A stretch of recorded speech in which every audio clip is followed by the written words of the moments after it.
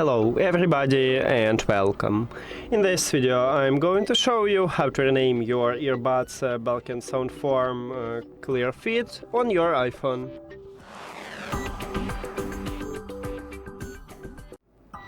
You have to start by open settings and then go to the Bluetooth.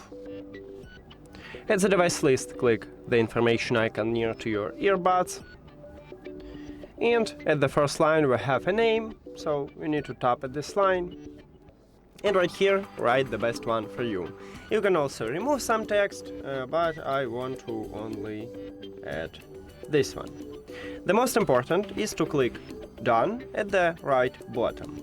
But if you have iOS 26, you will have check mark, not done button. So tap at this button or that button.